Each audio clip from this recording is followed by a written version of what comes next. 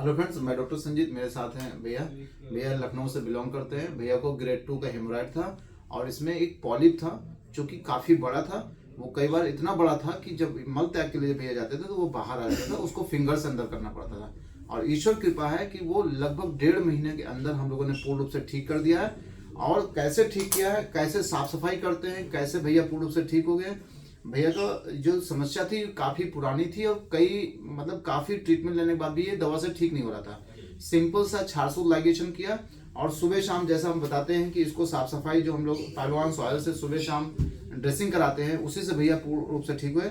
भैया समझेंगे पहले इनको क्या हुआ था और कैसे ये ठीक हुआ है।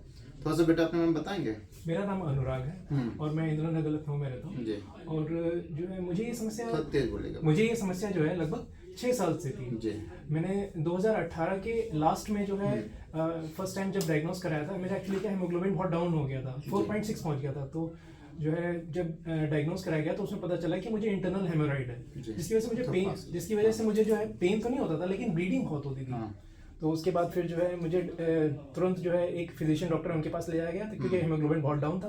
उन्होंने हेमोग्लोबिन तो मेंटेन करा दिया मेरा। फिर उसके बाद उन्होंने कहा आप किसी गैस्ट्रोएंटरोलॉजिस्ट डॉक्टर के पास जाइए, वो आपका जो है प्रॉपर ट्रीटमेंट करेंगे।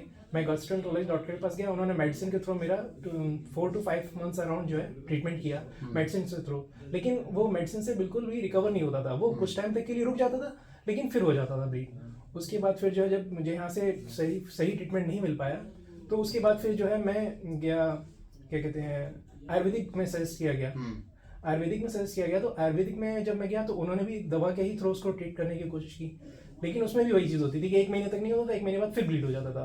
तो उसमें भी मेरा जो हेमोग्लोबिन जो है काफ़ी फ्लक्चुएट कर रहा था, 10-11 अराउंड हो जाता रहता था।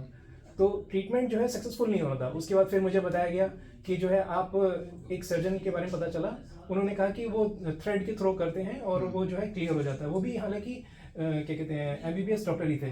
तो उन्होंने जो है ट्रीटमेंट किया थ्रेड के थ्रू, तो उससे भी जो है कुछ टाइम तक वही चीज़ फिर हुई, कुछ टाइम तक रहा फिर हो गया। उसके बाद फिर मुझे किसी ने सजेस्ट किया कि आप होम्योपैथिक डॉक्टर में जाइए, वो भी होम्योपैथिक मेडिसिन करेगी। होम्योपैथिक में भी मैंने जो है 4-5 महीने 6 महीने ट्रीटमेंट लिया, काफ़ी हैवी मेडिकेशन उन्होंने चलाया। तो उसमें भी यही चीज़ होती थी, 1 महीने तक नहीं होता था, 2 महीने तक नहीं होता था, 2 महीने बाद फिर ब्लीड हो जाता था। और इससे जो है मैं बहुत ज़्यादा मेंटली डिस्टर्ब हो चुका था, बहुत ज़्यादा परेशान हो चुका था, कहीं भी सक्सेसफुल ट्रीटमेंट नहीं मिला। उसके बाद मुझे जो है यहाँ पर रिकमेंड किया गया कि आप डॉक्टर संजीत साहू सर से मिलिए और वहाँ पर जो है वो क्षार सूत्र के थ्रू ये ट्रीटमेंट करते हैं। और बाकी लेज़र सर्जरी और बाकी सर्जरी से जो है क्षार सूत्र का पेनलेस ट्रीटमेंट रहता है और काफ़ी सक्सेसफुल ट्रीटमेंट रहता है। तो उसके बाद फिर मैं जब सर से मिला तो सर ने मुझे ये बताया कि आपको प्रॉब्लम क्या है। पूरी प्रॉब्लम समझाने के बाद जो है फिर उन्होंने बताया कि ये ट्रीटमेंट कैसे किया जाएगा। उसके बाद जो है मुझे नॉर्मल सीजर से जो है डर लग रहा था, हालांकि सर ने सपोर्ट किया तो मुझे हॉस्पिटलाइज कर बकायदा प्रॉपर ट्रीटमेंट किया गया क्षार सूत्र का। और विद इन 24 आवर्स में मैं घर पर आ गया और कोई इशू नहीं हुआ, बड़े आराम से। फिर मेरा सबसे मेन चीज़ बताई गई साफ़ सफाई रखने की, कि आप जैसे मोशन जाएंगे तो फिर वहाँ पर जो अभी हमने ट्रीटमेंट किया है उसको बहुत क्लीननेस की ज़रूरत है। तो उसके लिए जो है सर ने बताया कि आपको एक बार सुबह जाने से पहले और फिर जाने के बाद जो है आपको ये पिलोवांश जो ऑयल है इसको यूज़ करना है। और बाकी जो मेडिकेशन जैसे सर ने बताया उसको प्रॉपरली ट्रीटमेंट लेना है। डाइट पर बहुत अच्छा ध्यान रखना है कि फाइबर का इंटेक जो है थोड़ा अच्छा रहे, और जो चीज़ मना की गई है वो चीज़ बिल्कुल अवॉइड करनी है कुछ टाइम तक के लिए। और विद इन रिकमेंडेड टाइम जो सर ने बताया था उसके अकॉर्डिंग जो है मेरा ट्रीटमेंट बढ़िया से हो गया और आज मैं बिल्कुल सही जी। भैया का क्या था, जैसे इन्होंने इतना ट्रीटमेंट लिया और इनको हम लोगों ने सिग्माइडोस्कोपी कराई थी, क्यों बेटा? हाँ सर। सिग्माइडोस्कोपी में इनका ग्रेड 2 का इंटरनल हेमोराइड्स आया था और एक पॉलिप आया था बड़ा सा। तो थोड़ा सा मैं आपको थोड़ा जो भैया ने बताया कि डाइट, तो ये डाइट जो हम लोग बताते हैं इसको जरूर फॉलो करें। अगर कोई भी पाइल्स फिशर या फिशुला का कोई पेशेंट है तो इस डाइट को जरूर फॉलो करेंगे तो आप देखना बहुत आराम मिलेगा। क्यों बेटा, यही तो दवा। यस सर, बिल्कुल सर। आप जितना ज़्यादा हो सके ये वाला डाइट अगर फॉलो करें, इसके बारे में मैंने बहुत डिटेल में बताया, बड़ा पुराना मेरा वीडियो देखेंगे तो समझ में आ जाएगा कैसे इसको ये प्रयोग करते हैं। दूसरा क्या है कि थोड़ा पास में भैया को क्या दिक्कत थी, एक तो इनको ग्रेड 2 का इंटरनल हेमोराइड था, ये ग्रेड 2 का ग्रेड 2 के इंटरनल हेमोराइड के साथ साथ यहाँ पे एक बहुत बड़ा सा पॉलिप था।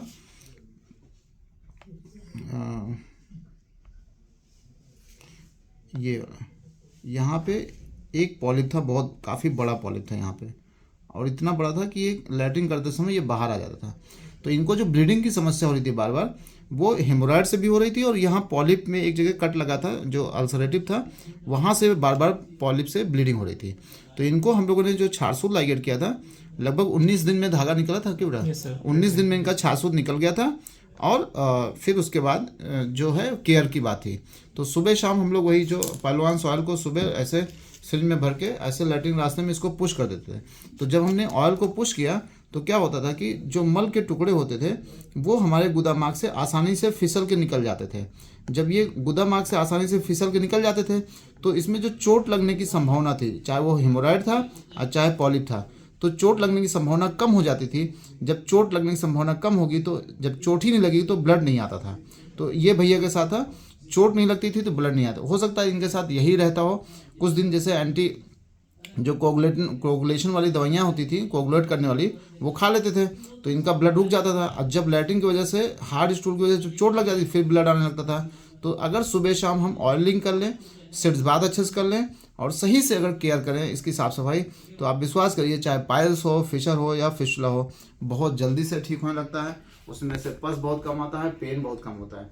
बेटा जैसे पूरे ट्रीटमेंट के दौरान आपका कितना दर्द हुआ आपको? नहीं सर, मुझे पेन नहीं हुआ। कितना मतलब फिर भी लैट्रिन जाने में कितना दर्द होता था? सर जब ट्रीटमेंट हुआ था तो उसके वो उस समय 24 आवर्स के बाद हल्का पेन हुआ था, लेकिन फिर मुझे वो तो इंजेक्शन मिल गया था, उसमें रिलीव हो गया था। और उसके बाद जब ड्रेसिंग होती थी तब अच्छा लगता था, इवन फ्रेश होते थे तब हल्का सा समझ में आता था, लेकिन जब फ्रेश हो जाते थे तब रिलीफ फील होता था। मतलब कि पेन वैसा नहीं होता था कि हम बर्दाश्त नहीं कर पा रहे हैं, ऐसा कुछ भी नहीं था। आपका फर्स्ट डे में कब छाछूत लगा क्या था? हमारा किया था 6 अक्टूबर को हमारा किया गया था 2024 में। हाँ 2024। तो अक्टूबर 2024 में इनका किया था। तब से आज तक एक ब्लड आया बेटा आपको? नहीं सर, उस तरह ब्लीडिंग हुई जैसे आपको नहीं पहले? सर, ब्लीडिंग नहीं हुई उस तरह से, बिल्कुल। और ये वीडियो जो हम बना रहे हैं भैया का हम फेस हाइड कर देंगे क्योंकि इनकी आइडेंटिटी हम नहीं दिखाना चाहते। तो ये जो भैया है ये फेक वीडियो नहीं है, ये 100% भैया ने जो बोला है वो बिल्कुल सत्य है। क्यों बेटा? बिल्कुल सर। तो क्योंकि कुछ जैसे हमने कम से कम 300-400 पेशेंट का वीडियो डाला है, तो जो लोग अपना फेस दिखाना चाहते हैं उनका फेस हम फ्रंट में रखते हैं। अब चूंकि भैया है अभी छोटे उम्र के हैं इसलिए हम इनका फेस नहीं दिखा सकते। बाकी जो इन्होंने बोला ये इनकी बिल्कुल क्लियर सत्य है, और जो भैया के साथ हुआ था बिल्कुल वही इन्होंने बताया। तो मेरा एक बस यही मैसेज है, अगर सुबह शाम हम साफ सफाई रखते हैं, अच्छा खान पान करते हैं, तो आप विश्वास करिए मलद्वार की समस्या बहुत कम हो जाती है। अगर होती भी है तो बहुत जल्दी वो उसमें रिलीफ आ जाता है। धन्यवाद।